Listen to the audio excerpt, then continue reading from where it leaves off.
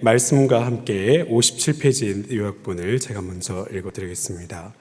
시편 79편은 74편, 77편과 마찬가지로 예루살렘에 임한 큰 재단으로 인해 하나님께 부르짖는 탄원시입니다. 시인은 이방 나라들이 주의 성전을 더럽히고 주의 백성을 죽은 사실을 고발하고 비참한 현실에 대한 토로와 더불어 죄에 대한 용서를 구합니다. 또한 백성의 처지를 조롱했던 이방 나라에 대한 심판도 잊지 않으시기를 촉구합니다. 시편 80편 역시 같은 맥락에서 이방인의 학대를 받은 백성들이 하나님께 탄원하는 시입니다. 주의 능력을 나타내사 구원하시고 이제 그만 분노를 거두셔서 자기 백성을 구원하시기를 노래하고 있습니다. 이 79편과 78편 방금 읽어드린 요약본에서도 말한 것처럼 공동으로 재난을 당한 하나님의 백성이 하나님의 구원을 바라며 드리는 그런 기도입니다. 그 재단은 이방 나라의 침입 그리고 또 그들의 힘에 의한 학대 이런 것들에 대한 것들입니다. 79편과 80편의 말씀은 기본적으로는 세 부분으로 구성이 되어 있습니다. 하나님 앞에 원망 어린 기도를 드리는 탄원과 그리고 이 압제와 모든 횡포에 대해서 고발하면서 하나님께서 구원하시기를 바라는 간구, 그리고 마지막에는 오직 하나님께서 주권자 되심을 고백하는 찬양, 이렇게 세 부분으로 똑같이 이루어져 있습니다. 우리가 이 말씀들을 통해서 먼저 생각할 것은 우리가 고난의 길을 만날 때에 하나님과 함께 그 고난의 길을 걸으라는 겁니다. 일전에 제 친구 가운데 사업을 하던 친구가 있었습니다. 고등학교를 졸업하자마자 대학을 진학하는 것을 포기하고 20대 그 초반에 바로 사업을 시작했던 것입니다. 근데 이 사회 경험이 전무한 친구가 사업을 한다는 것이 그렇게 녹록한 일이 아니었던가 봅니다. 거래처도 거의 없고 그 사업에 대해서 해당되는 지식도 거의 없다 보니 사업이 나날이 어려워져 갔습니다. 거의 수세에 몰린 어느 시점이 되었을 때에 그 친구가 찾아와서 그런 얘기를 합니다. 이번에도 해서 안 되면 하나님은 없는 거라고, 내가 이번에도 이걸 하는데 이걸 해서도 안 되면 자기는 이제 하나님이 없으니까 믿지 않겠노라고 그렇게 얘기를 하더라고요. 여러분, 사업을 실패한 일이 결코 적은 일이 아닙니다. 그 친구가 겪은 실망감과 상실감, 그것은 아마 누구와도 공유할 수 없을 만큼 말할 수 없는 그런 어려움이었을 것입니다. 대학도 포기하고 나름 인생에 대해서 그렇게 승부수를 던졌는데 초반부터 판판이 깨어지니 그 좌절감이 어찌 작은 일이라고 할 수 있겠습니까? 그런데 그럼에도 불구하고 우리가 한번 생각해 볼 것들은 내가 안 되는 것과 하나님께서 살아계신 것, 그것이 같은 일이 될 수는 없는 것입니다. 여러분, 하나님이 살아계셔도 내가 안 될 수 있습니다. 하나님이 날 사랑하셔도 내가 공부 못할 수 있습니다. 내가 안 되는 것과 하나님이 살아계신 문제는 엄연히 다른 문제인 것입니다. 내가 잘 안 되는 것이 하나님이 살아계시지 않거나 나와 동행하지 않은 이유 때문이라고 그렇게 쉽게 결론 내려서는 안 됩니다. 오히려 내가 어려운 그때에 나 스스로 힘을 낼 수 없는 그때야말로 하나님 앞에 더욱더 하나님의 필요를 간구해야 되는 것입니다. 여러분, 우리가 고난 당하는 것은 하나님의 살아계심을 부정하고 또 그것에 대해서 생각할 때가 아니라 더 강하게 하나님 가까이 와 달라고, 나와 함께 걸어 달라고 그렇게 요청할 때인 것을 잊지 말아야 됩니다. 앞에서도 말씀드렸듯이 79편과 80편의 이 시편은 이스라엘의 환난 중에 드리는 원망 어린 기도입니다. 79편 4절과 5절을 한번 보십시오. 79편 4절과 5절에 보면 우리는 우리 이웃에게 비방거리가 되며 우리를 애워싼 자에게 조소와 조롱거리가 되었나이다. 여호와여, 어느 때까지니까? 영원히 노하시리이까? 주의 질투가 불붙듯 하시리이까? 하고 그렇게 기도합니다. 비방거리가 되는 것, 조소거리가 되는 것, 이것이 사람에게 견디기 어려운 일 아니겠습니까? 자신의 처지를 단식하고 하나님께 원망하듯 그렇게 기도를 드리고 있습니다. 80편의 4절과 6절 말씀도 한번 보십시오. 4절 말씀부터 보면 만군의 하나님 여호와여 주의 백성의 기도에 대하여 어느 때까지 노하시리이까? 주께서 그들에게 눈물의 양식을 먹이시며 많은 눈물을 마시게 하셨나이다. 우리를 우리 이웃에게 다툼거리가 되게 하시니 우리 원수들이 서로 비웃나이다. 이렇게 기도하고 있습니다. 80편 기도 역시 조롱거리가 되어버린 자신의 처지에 대해서 하나님 앞에 원망하듯 드리는 기도입니다.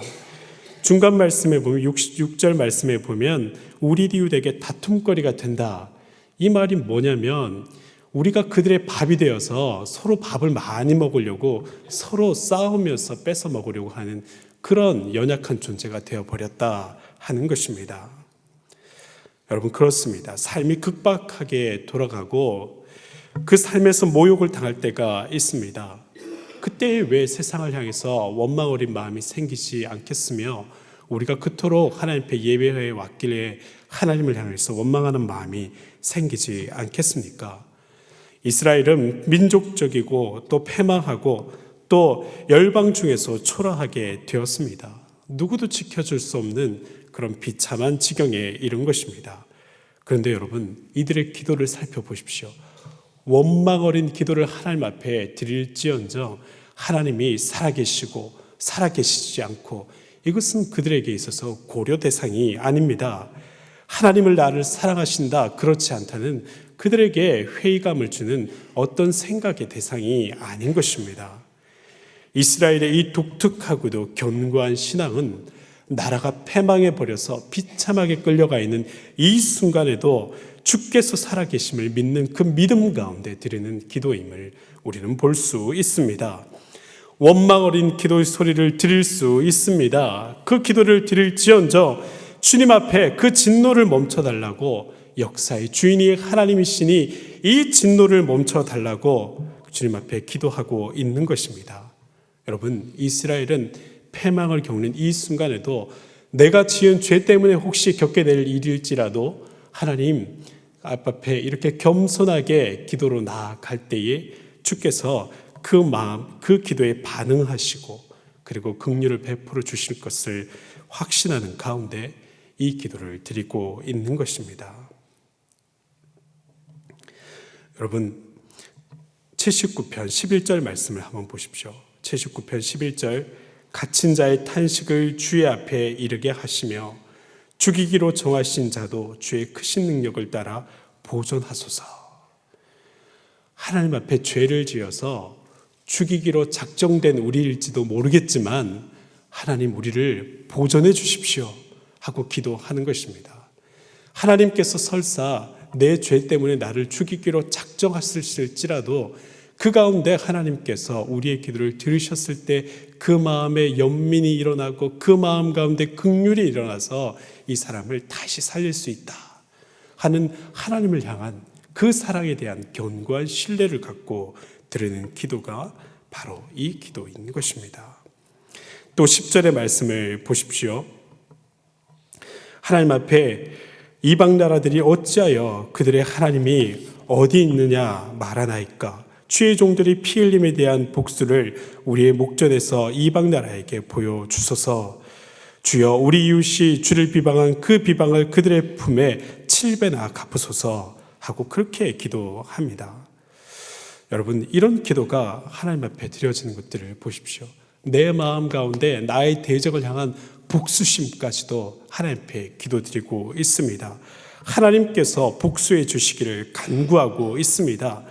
삶의 처절한 자리에서는 원망도 튀어나오고 그렇게 내 삶을 망가뜨린 사람에게 복수심도 타오르는 것이 인지상정 아니겠습니까?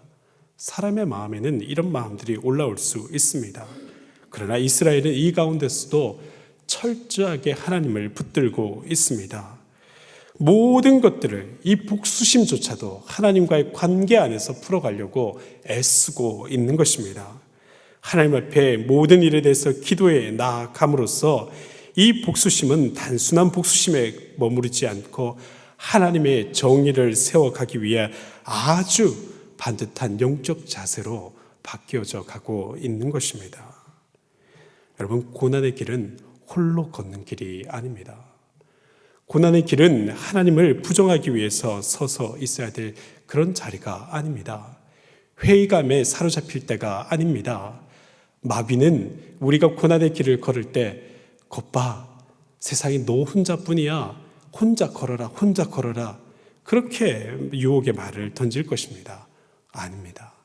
이 고난의 길이야말로 하나님께서 가까이 와달라고 더 간청하고 요청드리며 그분과 함께 걸어가는 길임을 그분에게 인지시켜 드려야 될 그런 기도를 드릴 때인 것입니다. 여러분, 고난의 길을 당할 때마다, 그 길을 걸을 때마다 오히려 하나님의 손 붙들고 나아감으로 말미암아 새로운 소망을 날마다 발견하시기를 주님의 이름으로 축원드립니다. 또한 우리가 생각할 것은, 우리가 이 고난의 현장 가운데서는 반드시 하나님을 경험하는 신앙이 되게 해달라고 그렇게 기도를 드릴 필요가 있습니다. 하나님, 내가 주님을 경험하게 해달라고 이것을 사모하면서 나아가야 됩니다.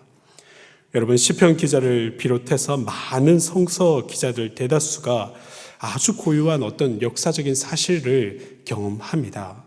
그리고 이 역사적인 사건뿐만 아니라 그 역사적인 사건 안에서 만났던 하나님의 경험들이 있습니다.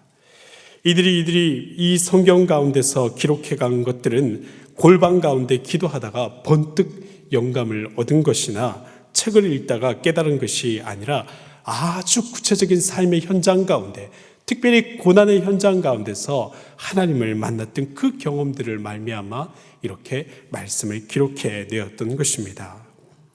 여러분, 유대인들은 대학살을 당한 경험들이 참으로 많이 있는데, 근대에도 이 아우슈비츠 포로 수용소에서 무려 600만 명이 죽었다고 합니다. 공식적인 집계가 600만 명이 죽었으니 비공식적으로는 얼마나 더 많은 사람이 죽어났겠습니까? 그렇게 가만히 생각해 보면 자기 민족이 다 죽어나고 그렇게 하나님 앞에 기도한 것들이 오히려 민족적 수치로 왔을 때에 이들이 하나님께서 살아계시냐는 그런 회의감에 사로잡히지 않겠습니까? 우리 이들은 절망적인 상태에 빠져 있을 때 하나님께서 구원해 주신다는 말을 하는 것이 오히려 모순적인 그런 말이 되지 않겠냐는 겁니다. 그런데 이런 상황에서 이스라엘은 일방적으로, 우리가 보통 생각할 수 있는 그런 일반적으로 반응하지 않습니다. 오히려 하나님의 세계 안으로 한 발 더 걸어 들어갑니다. 그곳에서 경험한 하나님은 무조건적인 전지전능함과 절대 권능의 하나님이 아니었습니다. 오히려 자기 백성도 돌보지 못한 것 같은 무기력한 하나님을 그들은 그 고난 가운데서 경험했습니다. 그런데 그 고난 가운데 하나님 앞에 나아가기를 멈추지 않고 한 걸음 더 걸어가서 무기력해 보이는 그 하나님과 함께 걸어봤더니 결코 무기력함에서 끝나지 않더라는 것입니다. 다시 재건하고 몸과 마음이 새로워지는, 그리고 하나님께서 공동체적으로 그 모든 것들을 회복해 가는 것들을 그들은 함께 경험했던 것입니다.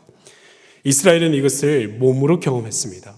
여러분, 이스라엘이 단순하게 홍해를 갈라낸 하나님을 바라보면서 그 권능의 하나님의 그 역사를 경험하며 그 사이를 걸어갔던 것, 이것만이 공동의 체험이 아닙니다.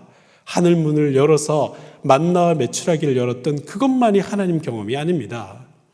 오히려 십자가에 달리신 하나님, 모든 포로된 자들 가운데서 위로를 주셨던 하나님, 아무것도 없는 것들 가운데 삶의 의미와 소망을 발견하게 하셨던 하나님, 너무나 여성스럽고 어떤 면에서는 그저 무기력하게 마음만 새롭게 하시는 것과 같은 그 하나님을 이들은 또한 체험하며 만나갔던 것입니다. 십자가에 오르시는 모습으로 우리도 주님을 경험할 수 있습니다. 그것은 무기력한 모습이 있으나 때로는 그 무기력함을 통해서 완전한 승리, 완전한 부활의 영광에 이르는 것들을 우리는 또한 목격해야 하는 것입니다. 우리도 하나님의 이런 이해로 더 깊이 나아가야 됩니다. 우리의 삶에 실제적으로 다가오시는 그 능력으로 주의 말씀을 체험해야 됩니다. 하나님, 나의 고난의 현장 가운데 나와 함께 걸어 주십시오. 그렇게 주님과 함께 동행하는 즐거움을 느껴야 하는 것입니다. 우리가 어려운 길을 갈 때에 세상 사람들은 그 어려운 길을 함께 걸어주고 싶어 하지 않습니다.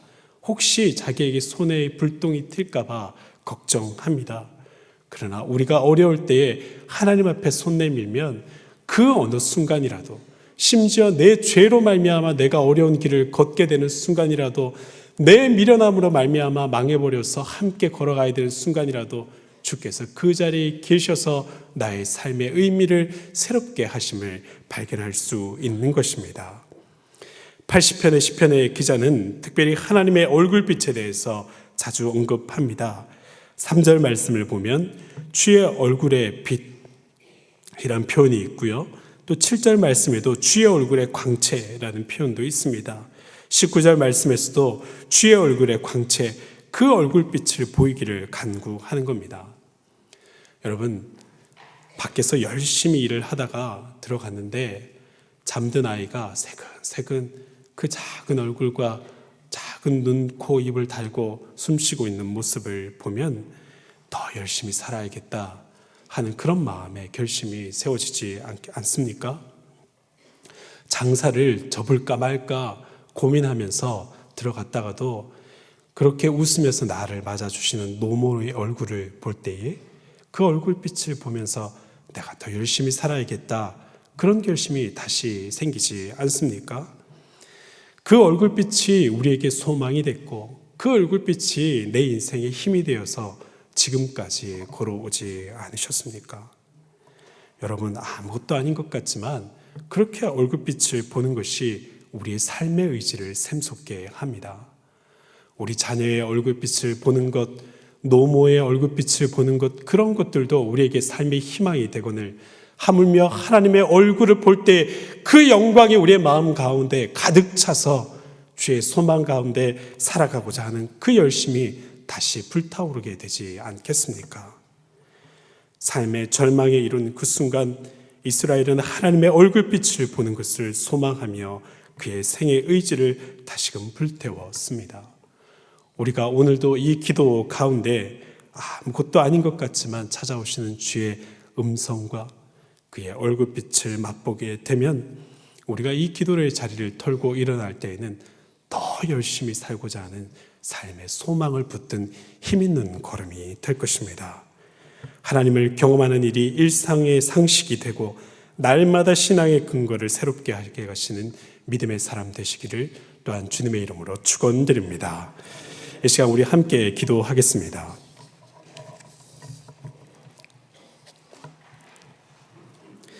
우리 먼저 기도할 것은 특별히 힘든 중에 우리가 하나님을 찾는 인생 되게 해달라고, 회의감에 사로잡혀서 감정적으로 무너지는 인생이 아니라 하나님의 약속의 말씀을 붙들고 하나님과 함께 걸으려는 열심을 내는 그런 신앙인이 되게 해달라고 함께 기도하겠습니다.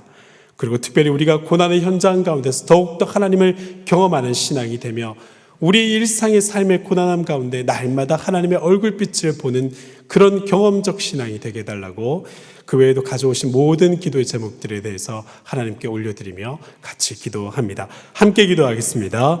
주여 믿습니다. 주여 믿습니다. 주여 믿습니다.